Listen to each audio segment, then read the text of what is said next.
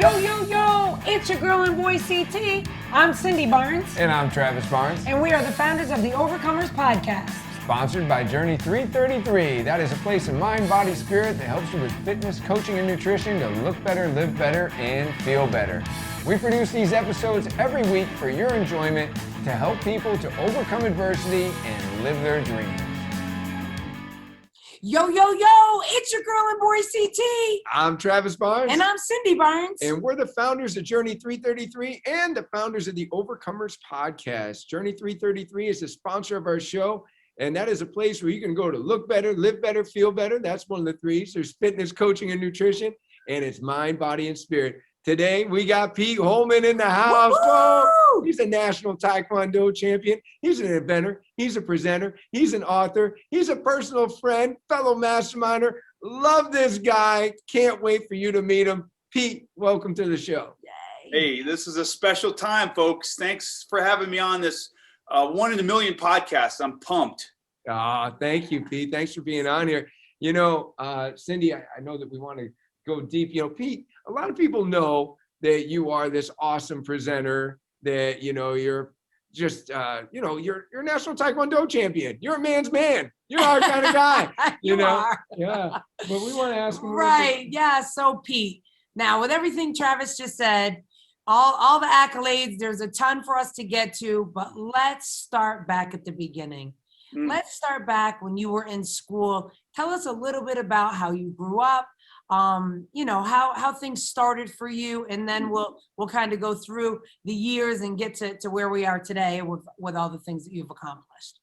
Take us back. Oh, you're going right into it, huh? I'm going right into it. We want to know what inspired you to become who you are. I know. Yeah, it's interesting because I've done numerous podcasts. I'm not sure I've really shared this story, so we're better to share it on than the Overcomers Podcast. First of all, I was adopted. And so that was kind of a unique position. And as I grew up, as I was talking to friends and other family folks, and realized that that's a kind of a unique thing. Like, not a lot of kids are adopted. You don't run into a lot. And so I felt kind of alone growing up, but also unique. So it was kind of a catch-22. My adopted parents, adopted me, and they had a nice relationship, and at one point it turned south and they got divorced, and I was 7 years old, and I remember it like it was yesterday. And a lot of us have had divorced parents. It's just a very traumatic thing, especially when you're young. You know, sometimes if you're 18 or 21, you at least kind of understand that relationships are hard, but when you're 7, you just think, these are my parents, this is forever. So that was a big blow. I moved with my wife, with my mom and my sister, to Colorado. We were living in Connecticut, and we started life in Colorado, and I loved Colorado. It was mountains, it was biking, surfing, or it's not surfing, skiing, biking, hiking, and all that outdoor stuff. And not too long after we were there, my mom started hanging out with another woman, very nice woman. She became friends, and ended up, they became partners. They ended up in a relationship together. So I was being raised by two women. My father was still on the East Coast in New York with his private practice. And so that was a very unique thing. Keep in mind, this is back in the 70s. So homosexuality, is an interesting thing. It has evolved over the times. It's much more accepted today. People are more conversive about it. Back then, it was not cool to go out and be braggadocious about, hey, I've got two lesbian parents.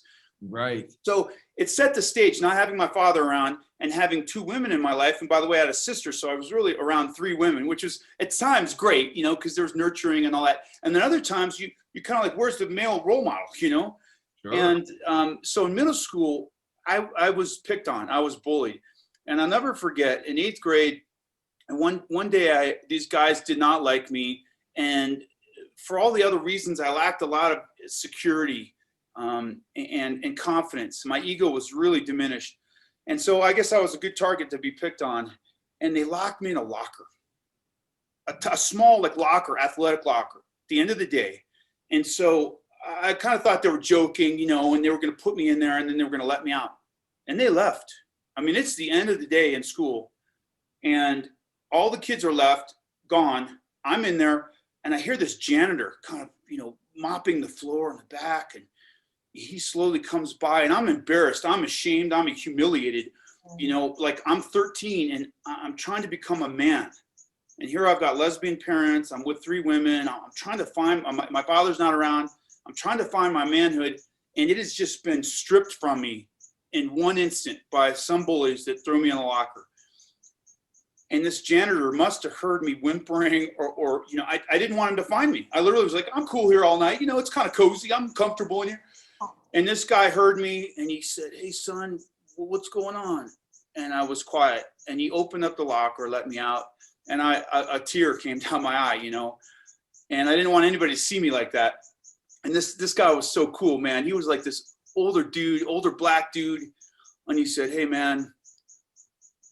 And I kind of looked down. He said, look at me, son. And I looked up at him. He said, hey, man, this doesn't define you. This is a moment in time. Yeah. And then he walked off and like it never happened. But I never forgot. Like right. This old guy who I think he's a janitor, he's cleaning up locker rooms after these stupid, you know, young kids are messing everything up. He had more wisdom than anybody in that room. And that was kind of my first experience with, number one, overcoming adversity and being humiliated because everybody knew I got locked in. Yeah. And then facing a grown man and having somebody really empathize. And, you know, I don't know what that guy's experience was growing up as a black man. Keep in mind, this was in the 70s. So, and he was in his maybe mid 40s. So he, like, you know, he had some adversity. And that moment, brief moment of time where he comforted me and was empathetic, you know, that was kind of the start of me finding myself. Yeah. So, I mean, we're talking to a national taekwondo champion who was bullied at one time. And, you know, there are things in your life that sometimes either become a tombstone or a stepping stone. Well, I mean, you're a national taekwondo champion, so you must have taken moments like that and turned them into stepping stones, maybe let them motivate you into different places. Can you tell us a little bit about, you know, either other moments or just, you know, how that kind of took the course of your life to where it is? Absolutely. But first, I'm going to have a conversation with this chickadee bird outside. Hold on one second. That's great. Because I love that little bird out there, but he's got to shut up. I've got something to say. Yeah, that's great. Okay, well, thanks for asking him to be so, yeah, you know, we are shaped by our experiences. And they can do one of two things. And you guys know this better than anyone. You know, I'm familiar with your story. They can be the start of your demise, or they can be fuel for the fire, right? And you have to make a conscious decision because everybody understands both sides of the stone. You know, you hear about the underprivileged kids that grow up in the inner city ghettos with no running water and no electricity and wearing the same pair of shoes for 4 years in a row and not having access to healthy, nutritious meals. And yet they become, you know, football players in the NFL or valedictorians at their school or whatever. And then you hear the same story as somebody that just can't quite ever get it together and they're addicts. They can't hold a job. They can't keep a relationship. And to some extent, I really believe it's in your mind. It's your mindset. You know, it's like Wayne Dyer talks about that. Prem Rawat talks about that. Gandhi talks about it. Jesus Christ talks about it. I mean, what do you think prayer is about? It's about setting your intentions of who you want to be, how you want to achieve your goals, and then walking the walk. So, you know, the difference. I mean, I don't want people to miss this. You're saying the difference between the person that may have suffered something that you suffered and then just spent the rest of their life in fear, or somebody who suffered what you suffered, the bullying, and then became a national taekwondo champion, is the way that they set their mind to receive the information, right? Absolutely. And you know, looking back at my career, you mentioned this at the start, you know, I've had some nice accomplishments. At the U.S. National Taekwondo champion and team captain, by the way, at the 97 World Championships in St. Petersburg, Russia. That was a huge highlight of my athletic career.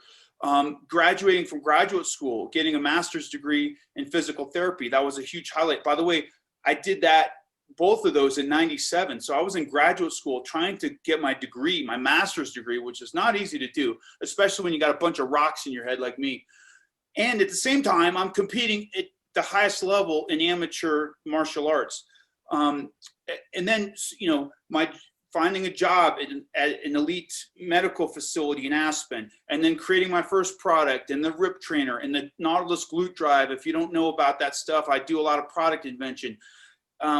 These are all huge accomplishments, in my opinion. At the same time, they didn't come without struggle or sacrifice or adversity or hurdles. I mean, it has been like pulling my hair out and clenching my teeth and like grinding through it for years to reach those accomplishments.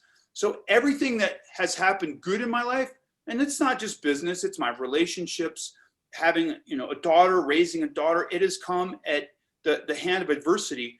And that's when you truly grow, and that's when you evolve, and that's when you progress, and that's when you develop. So it's kind of weird. It's like God's, you know, interesting paradox. You can't have one without the other. Otherwise, and you hear stories about people winning the lottery, right? I'm a millionaire, woohoo! And they go to Vegas, woo! And their friends and their family are buying cars. And 2 years later, what happens? They're on the streets. It's because you don't have that sense of, I built this, I own this, I'm empowered now, I did this on my own. You don't feel that unless you've done it on your own, unless you drug your feet through the mud for 4 years, 5 years on a project. Mm-hmm. So yeah, I mean, everything I've accomplished has come with great sacrifice and great adversity. And that's why it's so empowering. And for the folks that are listening, and, you know, you can frame that up in your own lives. By the way, it doesn't have to be a big thing that you've accomplished or overcome. Some people holding a 9-to-5 job and providing a basic shelter for their family so that their kid maybe can go to college one day or have some success. That is an unbelievable accomplishment. Look around, look at how many deadbeat fathers or you know, drug addicted mothers there are out there that are ruining kids. You know, it doesn't have to be something magnificent. It just has to be solid, that you have to work on it. And then you own that. You are a star parent. Yeah. So let me ask you, was there a moment, was it just the environment, you know, you're in this environment, and so maybe, you know, or was it overcompensating? Was there this moment in, you know, maybe being bullied where, you know, you just felt so inspired and so determined to set out on that path to, you know, learn the taekwondo and do what you did? You know, one of the biggest moments in my life was in my junior year of high school. So all that stuff happened. I was bullied in my middle school years. And high school, I was kind of an introvert. My junior year of high school was terrible.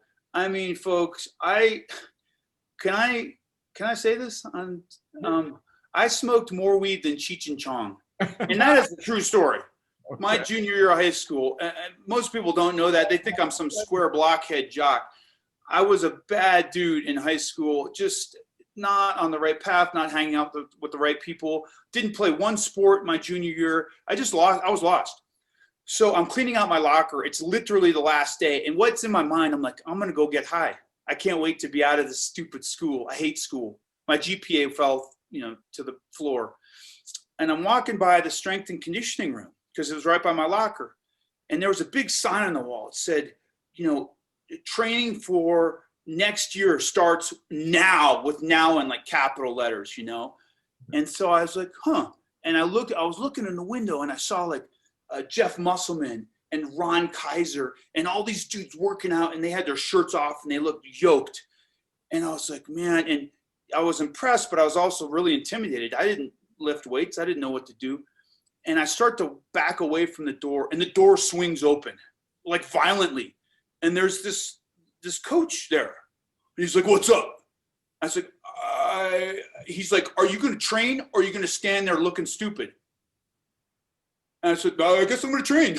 And I walk in the door and I said, coach, and I'm kind of, now I'm like, I literally was physically shaking because all these studs were in there. And I'm just some pot smoking dude that has no clue what's going on. I said, coach, I don't know what to do. I've never lifted weights, you know? And for those of you that have been I don't know, 16 years old or whatever, and you're a guy and you look up to Arnold Schwarzenegger and all these powerful, big, strong men, and then you get into that environment and you are none of that. It's very scary, intimidating, and nerve-wracking. And so the coach said, hey, you just train with me. I'm doing dips and calf raises today. And I said, okay. So we go from dips to calf raises, to dips to calf raises. Now, folks, I don't know if you've ever done calf raises before when you've never done them in your life.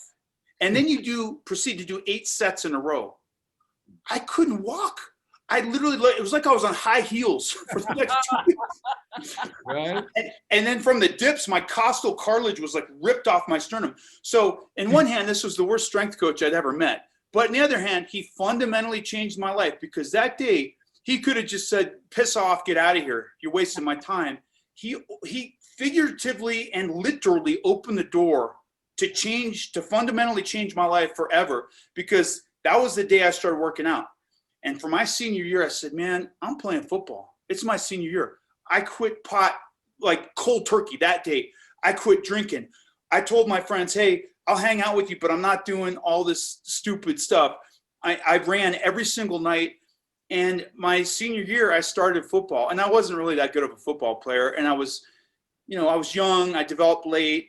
I graduated when I was 17. So I just was kind of a scrawny, awkward, gangly kid. And it wasn't until I want to say 20 years that I kind of puffed up and grew into my body and grew into my mind. And that's when I started martial arts. Wow. Okay. So you didn't start it until later years of high school. No. And in fact, it was, talk about intimidating on another front. When I started training, there was kids that had been training for 10 years that were my age, since they were 10. That's And I got my head bounced around like a bobblehead doll. But to go that far so late, and this is a good one too for the parents that are listening that have teenagers. We know who they are, right? You struggle because maybe your kids are smoking pot, and you don't want them to be or whatever. But in an instant, when you found another passion, you could let go of this addiction that was maybe just filling a void, waiting for you to find something that you're truly connected with, that you could be more excited about than smoking as much pot as Cheech and Chong. More. Sorry, I didn't mean to shortcut you on that. But no, that's a good lesson right there, And then you go into something late in life that you haven't done. And I call it late in life because certainly some kids were tiny ninjas, right? Learning the taekwondo and going through it. And then it's never too late. It's never too late if you got a passion.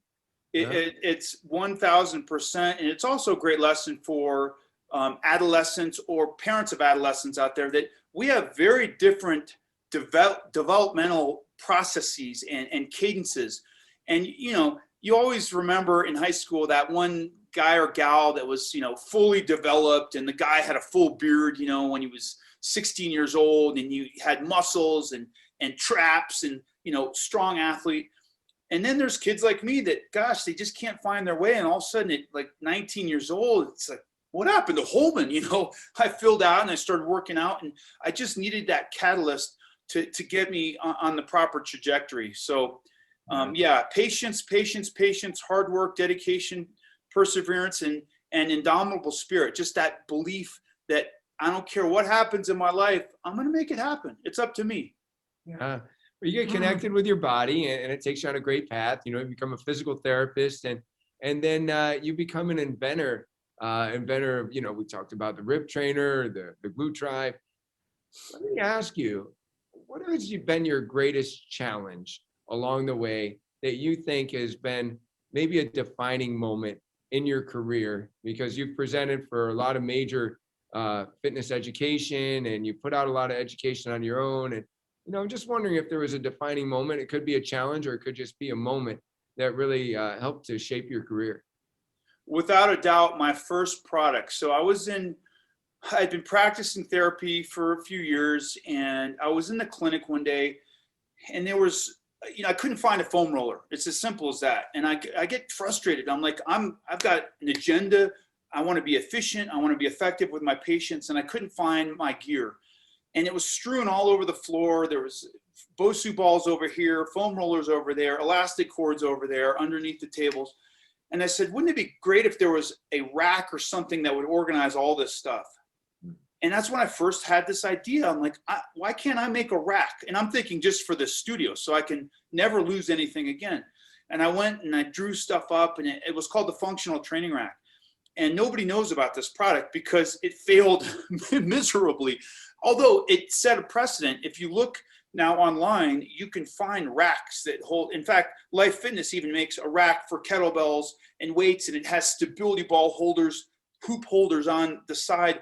That was my design, 2008, is the stability ball hoop that you could place a ball in. Nobody knows that. But I launched it in 2008, 2009. And at that point, the industry, well, the financial markets were collapsing. In America, real estate, if anybody tried to buy a house in that time, which we did, you had a terrible experience. Real estate crashed. Steel prices doubled, gas prices doubled. And by the way, Beijing was building structures, magnificent structures for the Olympics. And they were buying all the steel in the world, literally all the steel. So you couldn't find steel. And the cost of my product literally doubled overnight. So I put all this blood, sweat, and tears and energy, probably spent $50,000 of my own pocket out of hard-earned personal training and physical therapy money on this product, and it failed. I ended up basically giving them to perform better for nothing. Wow. However, I learned everything about how to build a product. The process of that was going to be my question. What did the failure teach you, right? Because go ahead, please. There's always a lesson, right? In anything, good and bad. And so I learned how to what to do, what not to do. I learned about sales and marketing. I learned about product liability insurance. I learned about patents and invention protocols. I learned about shipping and kitting and fulfillment of product. And I learned about trade shows. I went to a trade show. That's my first trade show ever, URSA in 2008 or 2009. And that exposed me to the trade show industry and all these other cool products. And I said, this is kind of cool. This is innovative. This is cutting edge for fitness geeks out there. URSA is like a car show where all the new cars are out, the Jaguar and the Maserati and the this and that. Well, the fitness world, it's URSA. And you go and you see all this cool technology, and it really stimulated it. And that was the start of this bug I got to invent, to solve problems, to help people with their health, wellness, and vitality. And to try to make some money, like we work hard. We want to, not in an ego way. Like I don't want to fly a Gulfstream, right. But at the same time, I want to have financial stability for my family. I want to go to a dinner and not look at the menu and go, oh my gosh, the steak is $38. I'm not getting that. I'll get the chicken Alfredo. Like, come on. Right. Yes. So true.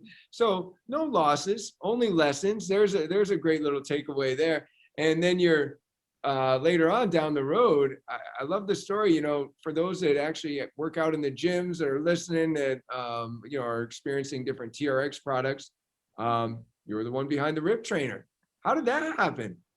Yeah, the RIP trainer was another problem, and I just tried to solve it. I was training an X Games athlete by the name of Mike Schultz in Aspen, and he was a snowcross athlete. So if you don't know what snowcross is, you take a snowmobile and you soup it up so it's as fast and explosive as you can imagine. By the way, sleds are like 400 pounds. So you're ripping around a bank turn at 50 miles an hour on a 400-pound sled. And so I'm training this guy, and he says, yeah, my back's irritated. I feel like my core's not strong enough, and I've got X Games in 2 weeks. What do I do, coach? And so I started doing all my functional stuff, and I've got great programming, chops and lift patterns and single leg activity. And that was all great. But I was laying in my bed one day, and I looked up at my closet rod, and I said, man, that kind of looks like a snowmobile handle. And I got this, it was like a light bulb, and I just throw all my clothes up, and I grab the closet rod, and I go down to my garage, and I screw an eye bolt into the end, and I grab an old sport cord and connect it with a carabiner, and I connect that to a ski rack, and I start imagining like snowmobiling. I put some load on the cord, stretched out, and I'm just steering from left to right, shifting my body weight, and my core was instantly on fire. I felt the balance challenge. And then, of course, when my martial arts kicked in, and I'm like, I wonder if you could strike with this. So I start rapidly moving the bar back and forth, pushing, pulling, jousting. And after 15 minutes, I'm drenched with sweat. And I've got goosebumps. In fact, I've got goosebumps right now because it was just these moments in our life. We only have a few of them, right? We can count on a hand, and this was one of them. And I said, man, this is pretty friggin' cool. Yeah. And so I took it to Mike Schultz, and we started training with this thing, and he loved it. He said, this totally mimics the forces that I feel when I'm turning. And sure enough, he went out, had a great successful X Games, and he said, Pete, hey, I'm going back to Minnesota. Can I get that bar from you? And I said, well, I only have one. He's like, yeah, but can I have the bar? And of course, I'm a good guy, so I'm like, yeah, I take the bar. But that's when, again, I thought, you know what? If he likes it that much, and he's an elite level athlete, there's something here. And that started this whole process of producing bars, testing them with therapists and clients and athletes, launching a business, which was called Ripcore FX. And then after we had done maybe 12 or 13 educational offerings, which is an 8-hour course, TRX started their ears perked up and was like, well, who are these guys and what are they doing? And boy, they've got a cool product because it's kind of fitness anywhere, right? You can do it anywhere, anytime, any fitness level can use it.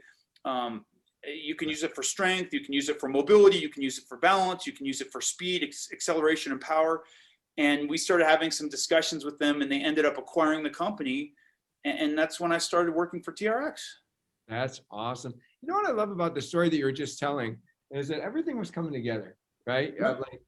You had to go through the loss of your original invention to learn the lessons. You had to have the martial arts background, right? And then of course you have that, we're all uniquely designed. I don't know if I would have been lying in bed and looking at my rod in my closet that was holding my clothes to say, oh, wow, that looks like a device. But somewhere between the mind that you were created with, the physical therapy background, the martial arts, you see a staff that could be having some tension on one end and, you go to work on it. I mean, do you ever look at your life and just say, everything as I look back, the pieces start to fit together? And, what do you think? Yeah, they do. And I think it's interesting. I know this is so cliche, but I'm going to say it anyhow. Where there's a will, there's a way. Meaning, if you look at water, and it's water's flowing, and you try to put sandbags to stop the water, right? Let's say you're down in Mississippi and the water rises and you're having hurricane season, whatever, and they put up these sandbags. The water kind of finds a way out, right? Like right. Unless you've got some impenetrable dam, there's always a weak spot. Well, there can always be a strong spot in that same, inverted, where you can wiggle and squirm. And this is why I like watching mixed martial arts and jujitsu and combative martial arts, because under the highest levels of stress, where people are going to get knocked out in front of their friends and their family and their girlfriends and wives, etc., and not humiliated, but knocked out and hurt. Sure. They have to figure out a way to win. And it's not just about the bigger, stronger, faster guy or gal. It's about smarts and intelligence in solving the puzzle.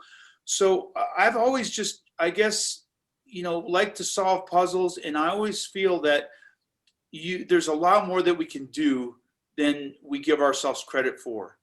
Yeah. And you hear, my former boss at TRX, his name is Randy Hedrick, and he was a Navy SEAL. And you'll hear the SEAL, by the way, he was a SEAL team leader for SEAL Team 6, which is the team that brought down Osama bin Laden. So they're kind of no joke. It's the elite of the elite. But you hear SEALs talk about this all the time. And they put them in environments where it's impossible. There's no way I can climb a 40-foot, barge in ice cold water without gloves on a slick rope. Yeah. Solve the problem. And that's what they get every day. And after enough of those occasions, the mind kind of switches. Instead of going, that's impossible, this is so hard, I don't like this is too much for me, to going, wow, that's a unique challenge, this is interesting. Oh, so you're gonna put me out there? Okay, coach, I got you, watch what I can do. And that little shift in mindset is everything. And that's what I try to focus on. I love the little quote, you know, I mean, maybe people have heard it a lot before, but you know, it's under pressure that diamonds are created, right? You know, getting used to being under that pressure and thinking your way through it. And now it's just evolving into where you always, that's why I love being around you. You know, there's more and more ideas. You know, what made you think of the glute drive? Again, solving a problem. I'm in a gym. I love, if you don't know what the glute drive is, it's a plate loaded hip thrust machine. So if you're into health or fitness, or if you've ever had a knee or back injury, you've probably done an exercise called a glute bridge, where you lay on your back, your knees are bent at 90 degrees, and you kind of lift your pelvis off the turf. And that fires the glutes. The glutes are the powerhouse of the core, and they you know, help us with sit to stand, sprinting, running, cutting, pivoting, and also they, you know, they're nice to have on the beach. You don't want Aesthetically pleasing. Yeah. As we used to say in TRX, we want apples, not applesauce. So, I love this exercise. Now, there's a hip thrust is just a glute bridge on steroids. You put your back up on a bench, and now you have more range of motion. And if you want to really get after it, you put a weight on your lap, like a dumbbell or a barbell, and then now you've got a resistive exercise, and you can progressively overload it and strengthen over time. So I was doing this with a client, and he was complaining about his shoulders hurting, because sometimes if your back's elevated on a back pad, it kind of digs in your shoulders. And so I said, here, put this Airex foam pad. An Airex foam pad is like a 18 by 18 inch square pad. It's kind of foamy. It's really comfortable. And so I put it behind his back, and he starts to do the hip thrust. And I noticed the pad articulating with his back, like perfectly, on a perfect fulcrum. And I said, why isn't there a bench that does that and articulates during the hip thrust? And with that, I drew it up. I went to URSA. It was like 2 weeks before I went to URSA, which is that big trade show where all the new, greatest, and latest stuff comes out. And I walked the floor, because I said, somebody's got to have done this, created this. I walked the floor, every booth, even the little Chinese 10 by 10 foot booths that are selling like tens units and stuff in the far corner. And I did not see one machine like this. And I started to Google it. I looked at the United States Patent and Trademark Office. I filed for a patent. I drew it up. I went to my fabricator in Carbondale, Colorado. And, you know, 2 years later, I approached Nautilus, and they said, yeah, this is pretty cool. I think we're interested. And I asked Jeff Diltz, who's the head of innovation at Nautilus, I said, how many do you think will sell the first year? I'm all excited. I landed Nautilus. I mean, talk about, you know, killing the whale. This is Moby Dick, right? Right. And he says, well, it's a new piece of strength. It takes some time to get traction. Maybe we'll do a couple hundred units the first year. Now in my head, I'm doing the math, because I've got a royalty deal. And I'm like, do. And I was like, do. Oh. I said, this is nothing. 200 units. That's going to be nothing. It won't even cover my patent that I've gotten issued. And so I was kind of downtrodden. And then I thought to myself, I don't believe he knows what he's talking about. This is, the time is right. Hip thrusts are popular. This is the best machine on the market. This is going to be a hit. And the first year and a half, we sold 3,000. Wow, there you go. All right. Wow. Hey. And they are, by the way, not just in the United States. They are in Beograd, Serbia, which I've never even heard of, Australia, New Zealand, Iceland, Ireland, Japan, Korea, South America, Canada. It's unbelievable. So good, so good. You know, the hip thrust, we do a lot of hip thrust at Journey. We do. Yeah, we do a lot. We play Marvin Gaye. Yeah, well, you know, just to set the mood. Now, well, right. That's what will be fun. That's just part of the demonstration process. But that being said, as a physical therapist, what do you think about glute bridges, hip thrusts for people with back pain? Because I know I have listeners. Listen, there's some folks on here that are my age or older, and, you know, we start to have things ache a little bit. So can you talk from that perspective? It 100% one of the gold standard strengthening exercises for the glutes, the low back, and the posterior knee.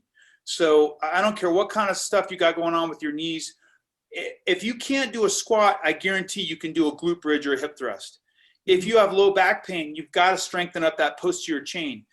And keep in mind, the glutes are truly the powerhouse of the core. So if you're doing a lot of squats and leg extensions and thrusters and stair stepping, those are all great exercises, but we become what's called quad dominant, meaning the quads are a very powerful muscle group. and you can see them in the mirror, and they're kind of fun to work out, you know, because you see those teardrops forming. The problem is you need equal strength on the back, the hamstrings and the glutes. And until you have that symmetry from front to back, you're going to be plagued with problems. And of course, your performance won't be the same. So I am a huge proponent of any kind of glute bridge, single leg, double leg, hip thrust, single leg, double leg. You can put hip abduction bands around the thighs to get the glute medius and the external rotators involved. And in fact, I do those literally. I did them this morning with a client. Every day I use those with clients. So wow, I just love the way you get fired up too when you talk about it. So Pete, I mean, we haven't even talked about the book Cruise that you released and all that kind of stuff, but what are you most excited about now? You know, what are we? I'm very excited, folks. I've been working on a project. These things take time, by the way. I'm sure. I've been working on another glute training product. I had so much success with the glute drive, but the problem with that machine is it's a commercial machine, and it's like $3,000. You know, you're not going to get this for your home. Although a lot of people, to be honest, through COVID, a lot of people have purchased these for their garages and homes, and I'm like, Right. kind of blows my mind. But the average person doesn't have $3,000 to blow on a glute training piece. But it doesn't mean the glutes aren't important, and it doesn't mean that we don't need new and novel and unique ways to train the glutes at home. And so I've been working on a product for in-home consumer glute training that's going to be under $1,000.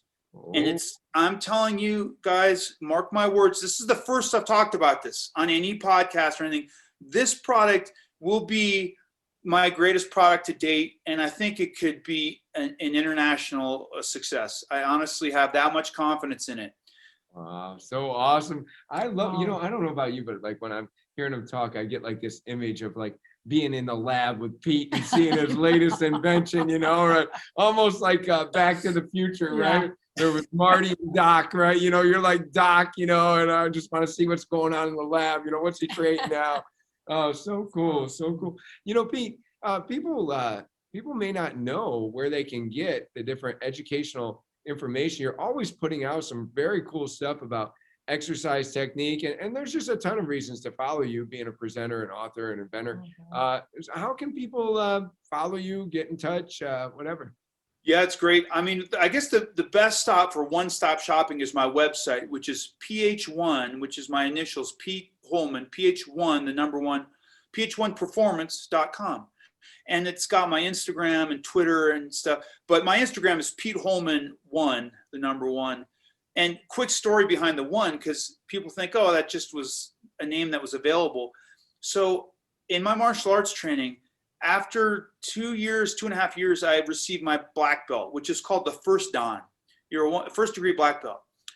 And I kept training and competing. And remember, I was in graduate school. I had no money. And testing is very expensive. It's time consuming. And it was like, I wasn't really focused on testing. I was focused on competing at the international level. And so my instructors kept putting pressure on me. You got to test for your second degree black belt. You got to get this going. I said, Coach, I have no money. It's like $400. And I'm focused on sparring. I'm focused on strength and conditioning. I don't want to focus on testing. And it was a sore spot for some of the orthodox people in my taekwondo faction. But this whole time, when I took third place in St. Petersburg at the World Championships, I was still a first degree black belt. I was competing against 6th, 7th, 8th, degree black belts that had been doing it for 20 years. And I was still a first degree black belt. So I hold great pride in that, number one, I kind of did it my way. Yeah. And that you can be a first dan, which is kind of a baby black belt, and still do amazing things in this life, symbolic to business and relationships and everything else. You can be a first dan and still accomplish whatever you want as long as you set your mind to it. Yeah, that is awesome. That is a really cool story. Wow. Yeah, there's some inspiration right there. That's interesting. For people that don't know, like when you hear black belts, I always think that's the top, like black belt's black belt. It's like black belt, you said, is the baby. Because then you go, what, like double black belt? Like, it's interesting because for people that don't know, you just hear your whole life, you're like, oh, he's a black belt, or she got her black belt. So you just think that's the top of the chart.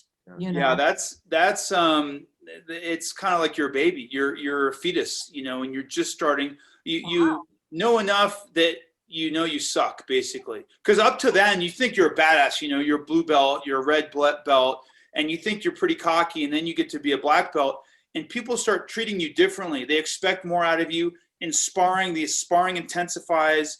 You know, and I was in this class in Lakewood, Colorado, and we had, I'd say, 14 black belts and upper. And some of these were gals that were on the U.S. team. And Mary Fleet had the nastiest sidekick you've ever seen. And she would knock your spleen out every time she kicked you. And she was only 160 pounds, but like, you did not want to get kicked by Mary. And so that class, that school, I surrounded myself with people that were better than me. And within 6 or 9 months, I mean, I literally went from kind of like this putz that was getting my head smacked around to one of the top people in the class, because I just kept showing up and training with elite level competitors. That was actually going to be my question, and maybe that's the answer, and maybe there's another answer. But I was just wondering, what is it that martial arts, the discipline of it, the discipline of taekwondo, how do you think that it helps you be the successful person that you are? And this is probably, I'm glad you asked that, Travis, because this is probably the most profound thing that you'll hear in this interview. And for anything, business, relationships, spirituality, faith, and certainly athletics, it's about the process. And you have to embrace the process. You have to know that you're going to suck when you start. Like when I started business, you just have to suck it up and know that you're going to be terrible. And you have to learn and grow and evolve, utilize your resources. The process of understanding martial arts. And once I was like a white belt, and I was okay. And then I tested for my yellow belt.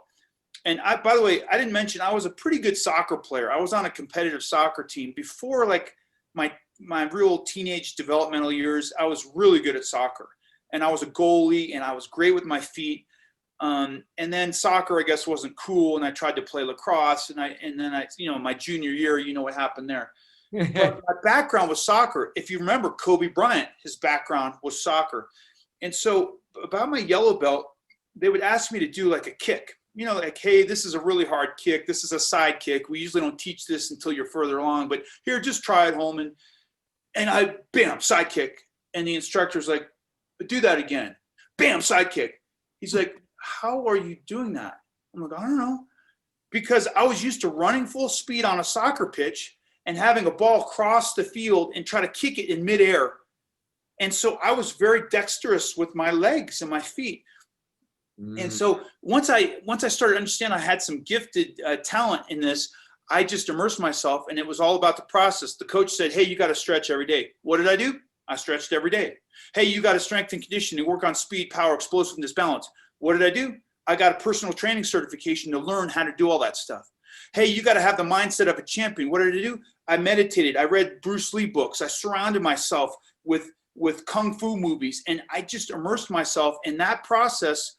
It ended up working for graduate school, ended up working for business, ended up working for, maintaining successful, healthy relationships. So it's all about the process. All about the process and taking massive action. Yeah. And I guess that's how you do the process. You have to take action. But when when you find your passion, when you discover your gifts, now don't let them die. Don't die with the music still in you. Learn the process and take action. That's so good. So good. Wow. One more time, Pete, how can people get in touch? ph1performance.com, and I'm on Instagram and Twitter at Pete Holman, Pete Holman 1. Remember, first on 1. And follow me if you need anything ever from me. Just reach out. I try to help people out. I love overcoming adversity. Yeah. And I love helping others overcome adversity. And by the way, I'm still in the process. Trust me. I didn't get into the details about my contracts with TRX and Nautilus and all this, but it is not like somebody doesn't show up with a silver briefcase and $1 million and drop it in your lap. Yeah. That has not happened yet. Trust me. I am still in the fight. I am in the trenches, But this next one, this could be it, folks. We can't wait. We're excited. Yeah, so excited. Love it. Thank you for the honor of having you on the show today. Thank you so much. Yeah. Bless you guys. Thank you for everything you're doing.